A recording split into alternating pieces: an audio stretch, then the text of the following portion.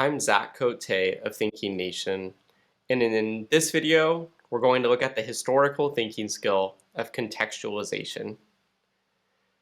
Now, contextualization might be the simplest of the historical thinking skills that we focus on at Thinking Nation, but it also might be the most foundational.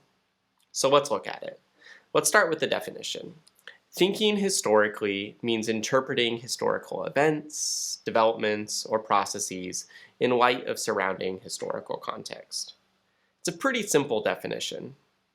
Now, at Thinking Nation, we try to help students think about context through different categories. So there might be social context or cultural context, political context, ideological context, economic context, or geographic context.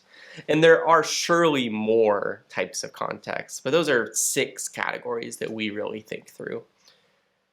But one thing I want us to take a step even further back and acknowledge that most questions that we ask in a day are questions of context. And so it's kind of true, this adage that we hear that context is everything, right? Our stories become more vibrant and come to life and full of color when we know the surrounding context. The past is the same way.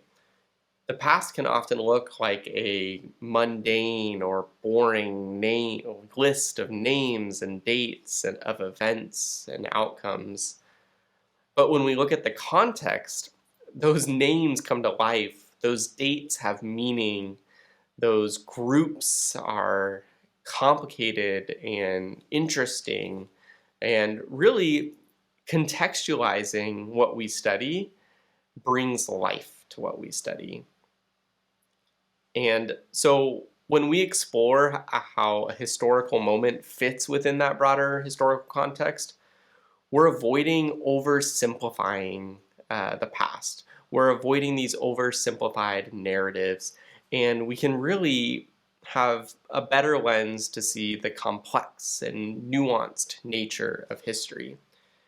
And so just like I want people to better understand me through my context and not see me as just a name or a number or a title, we also owe the past that same respect, right? That by thinking contextually, by integrating the skill of contextualization, it's really about, or really a way to respect the humans that we study by asking probing questions, by thinking a little bit deeper about the story.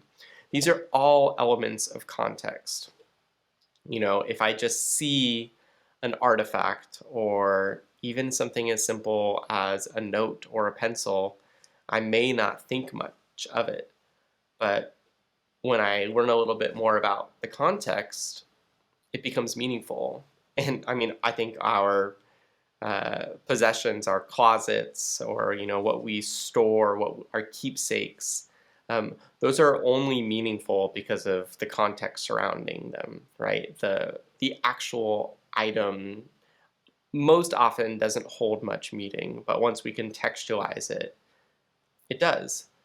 And so by contextualizing the past, we're able to see things a little bit more clearly and see them in ways that the people that we study may have saw them too, which is a really helpful and important way to study history.